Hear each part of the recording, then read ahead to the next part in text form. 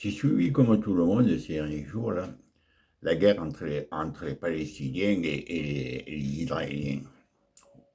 On a parlé de barbarie. Bon, la masse, c'était des barbares qui sont venus, ils ont tué 1500 d'une façon abominable. Bon, oui, et alors on en a fait tout un plat, on en a fait tout un plat à la télévision, des barbares, des machins, c'était des scènes abominables. Bon, c'est vrai, on ne peut pas dire que c'est pas vrai. Bon, ça s'est passé de façon abominable, les barbares, bon, d'accord.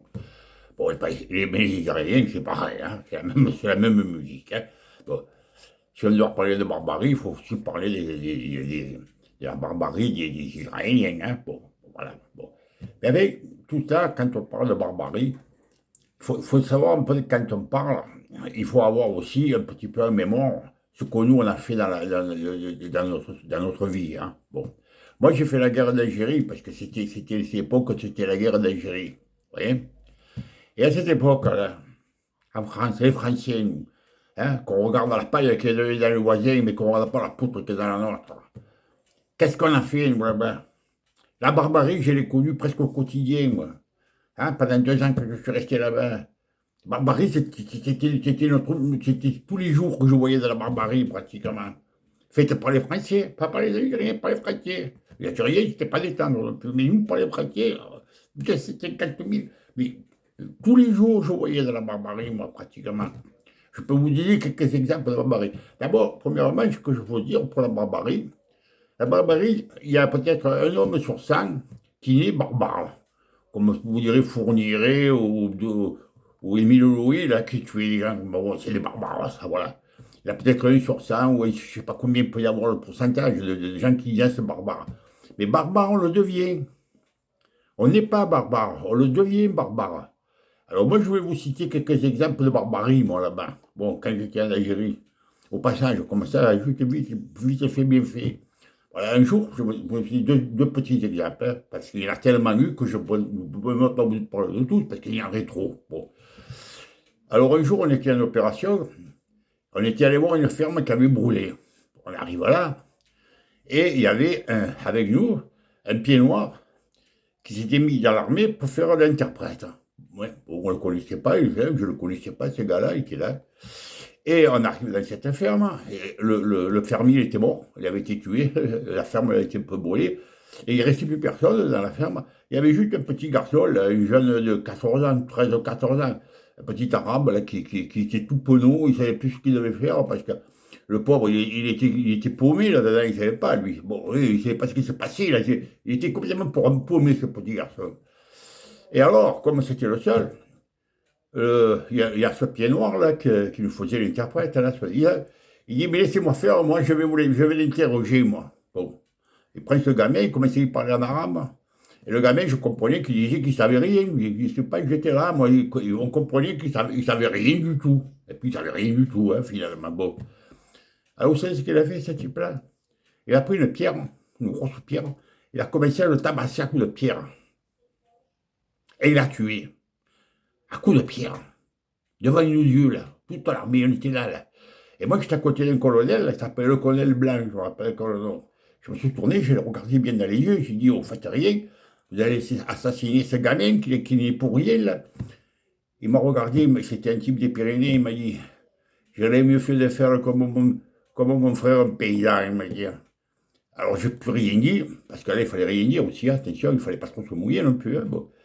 Et puis j'ai dit à ce colonel, j'ai dit, mais qu'est-ce qu'il a fait ce type-là pour être si sauvage? Il m'a dit, on y a assassiné toute sa femme et ses enfants. Alors je me suis posé la question et j'ai dit, ceux qui ont, d'une façon sauvage aussi, hein, attention, hein, bon, d'une façon sauvage, hein, bon.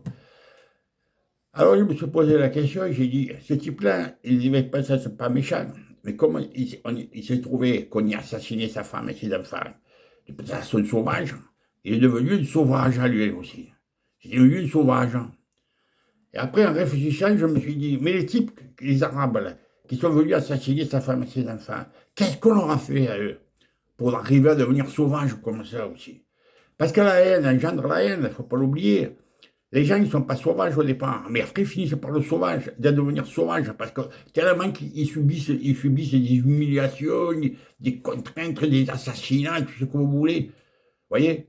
Alors, c'est ça la sauvagerie. Alors, quand on parle de sauvagerie, hein, tous ces petits gens de plateau là, qui savent même pas ce que c'est qu'un coup de fusil, qui n'ont jamais rien vu de tout ça, hein, il faudrait mieux fermer leur gueule. Moi, je vous le dis, parce que nous, on n'a pas à critiquer, parce que moi, ce que j'ai vu en Algérie, et ce qu'il a dû se passer en Indochine aussi, je vous dis pas, les Américains aussi, quand ils sont arrivés en Indochine derrière nous, qu'est-ce qu'ils ont fait comme massacre aussi, hein, des sauvageries que vous ne pouvez pas vous imaginer. On en a vu des gens, des sauvages, nous, sur cette planète, hein. Et moi, j'en ai connu. Hein. Alors, quand on regarde un peu les chiffres, bon, il y a eu 250 000 Algériens de tués, 240 000 au combat, d'après les chiffres que je connais un peu, hein, comme ça. Hein, bon.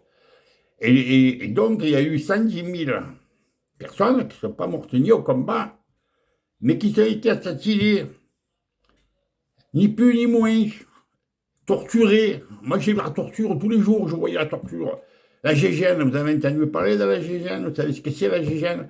On vous met 2 fils électriques sur vos parties génitales, ben, et après, avec une manivelle, que ça envoie de l'électricité, on vous envoie de l'électricité dans vos parties. Là.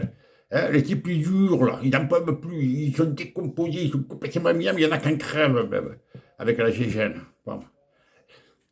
Et les corvées de bois, vous en avez entendu parler, vous, ici, en France? Et quand on en a parlé, on en a fait un cinéma des corvées de bois, vous savez ce que c'était, les corvées de bois?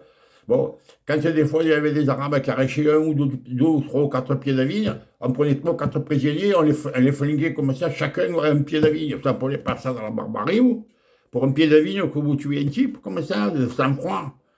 Hein. Mais la barbarie, je la voyais tous les jours, moi, là-bas, la barbarie. Alors nous, on n'a rien à dire pour la barbarie. Moi, je vous le dis, on ferait bien de fermer notre gueule, parce que moi, je l'ai connu, la barbarie, les Français. Hein. Et c'est le drame, c'est que mon père, moi, quand j'étais jeune, il avait fait la résistance, lui, pendant la dernière guerre mondiale. Alors, il me dit, tu sais, Robert, nous, les Français, jamais on ferait ce qu'ils ont fait, les Allemands. C'est pour ça que quand je suis arrivé là-bas, j'étais complètement outré, moi.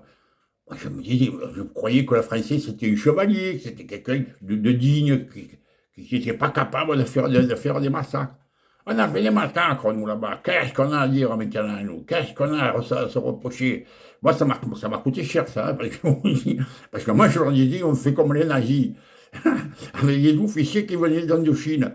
Et c'était tous les rapatriés aussi, ils étaient à moitié follés, quoi. Et moi, je leur disais, nous, on travaille, on fait comme les nazis, on n'a rien à dire des nazis, on fait pareil.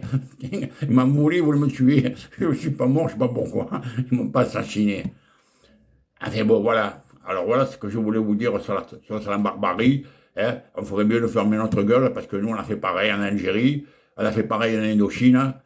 On a fait pareil en Syrie dernièrement, de partout où on passe, nous, en Afrique, là, comment on les traite, les Noirs? On les traite on les a traités comme des chiens, jusqu'à maintenant, ces Africains, on les a traités comme des chiens. On les traite. Et puis là-bas, vous pouvez croire que quand un type il meurt, hein, il y a plus. C'est un noir. Voilà, et voilà. Et après, on vient faire des morale à tout le monde. Là, on est beau, hein. On est fiers, on peut être fiers de nous. Moi, je vous le dis. Enfin, qu'est-ce que vous voulez que je vous dise? Bon, c'est comme ça. Parce que si on fait le calcul des morts qu'il y a eu des Algériens au combat, par rapport aux Français, parce que nous, quand même, on a eu 25 000 morts. Hein, les Français, bon, faut pas l'oublier. 15 000 au combat. 15 600 même, d'après mes calculs. Enfin, d'après ce qu'on m'a dit. 15 600. Et 65 000 blessés. On a morflé, nous aussi. Bon, mais c'est ça. Et après, parce que, je vous dis, la haine engendre la haine. Après, la rancœur, quand tu es dans des endroits où tu vis dans la merde, que tu es mal nourri, que tu es mal blanchi, que tu te régules de rentrer chez toi parce que tu en as marre de vivre dans ces conditions. Après, tu les mets pratiquement, petit à petit, tu les mets méchants. Moi, j'ai connu des garçons quand j'étais avec eux, quand on a fait nos classes à Toulon. Ils étaient gentils comme tout. Et puis là-bas, ils étaient devenus des sauvages. Voilà. Des sauvages. Hein, des barbares. Hein, voilà. Hein. Alors, il y avait nos officiers qui c'était eux qui dirigeaient la barbarie, hein, pratiquement. Hein, bon. Mais il y avait aussi beaucoup de jeunes du continent, hein, Qu'à force, ils se croyaient tout permis, puis qu'ils devenaient des barbares aussi. Hein. Alors, quand on parle de barbarie, vous ferez bien attention comme on parle. Et là, je ne m'excuse pas, la barbarie, nulle part. Je suis pas là pour dire que le Hamas, ce qu'ils ont fait, c'est bien. Non, c'est pas bien. Mais ce qu'ils font les Israéliens, c'est pareil. Les Israéliens, c'est pareil. Voilà. Hein, c'est tous des barbares là-bas aussi. Hein. Parce qu'eux aussi, là, et puis je vais vous dire ce que j'en pense, moi, de ça. Hein, parce que je me renseigne un peu sur Internet, un peu à droite et à gauche. Hein. Qui c'est qui a armé le Hamas? C'est les Américains et c'est les Israéliens eux-mêmes qui ont armé le Hamas. Hein, qui ont donné des armes au Hamas, qu'ils ont financé. Alors qu'ils ont fermé un peu leur gueule aussi, les Israéliens aussi, là-dedans. Hein, parce qu'ils ne sont pas blancs aussi. Hein. Et je vais vous dire même mieux que ce Netanyahou, là, pour moi personnellement, c'est lui qui l'a organisé cette histoire. Parce que pour arriver, parce que le but c'était de virer carrément tous les Palestiniens de Palestine. Hein. Ils leur ont déjà piqué les trois quarts de leur pays. Hein, ils voulaient tout foutre. Hein. Mais pour ça, il fallait un prétexte. Hein. Et ils ont laissé faire, parce qu'avec tous les renseignements qu'ils ont et tous les moyens qu'ils ont avec les satellites et tout, ils ne se sont pas aperçus ce qui préparait le Hamas. Il ne faut pas me faire rigoler à moi, non. C'est des tactiques militaires, ça. Bon, on fait faire un massacre dans ton pays pour justifier faire le massacre que tu vas faire avec les autres. Voilà. Le but de tout ça, c'est de détruire carrément les Palestiniens, de les virer carrément des Palestiniens et les Israéliens prendre toute la Palestine. Voilà le but, c'est tout. Ils en ont déjà pris le trois quarts, ils veulent prendre tout le reste. Voilà, alors ma vidéo, je ne vais pas la faire plus longue. Et enfin, je tenais à faire un peu cette mise au point, parce que quand on parle de la poutre qui est dans l'œil du voisin, il faudrait mieux de la paille qui est dans le voisin, il faudrait mieux regarder aussi la poutre qui est dans la nôtre. Hein. Parce que nous, c'est 110 000 personnes qu'on a assassinées là-bas, hein, carrément, parce qu'il y avait ceux qui combattaient, bon, ça, ils sont morts au bas au combat. Et après, il y a tous ceux qui sont les 110 000 qui sont morts, qui ne sont pas morts au combat, qui ont été assassinés. Hein, parce que c'est de l'assassinat qu'on faisait. Hein. Plus ni moins. Hein. Voilà. Allez. Qu'est-ce que vous voulez dire de plus? Hein? On vit dans un monde pourri, avec des gens qui ne savent pas de quoi ils parlent. Hein? Et il faudrait mieux les fermer leur gueule, là, tous ces gens de plateau, là. C'est télévision, c'est une catastrophe, c'est une machine à monter la haine à des gens les uns contre les autres. Ça. Voilà. Il faudrait bien être un peu plus mesuré hein, dans leur truc. Hein. Allez, bonne soirée.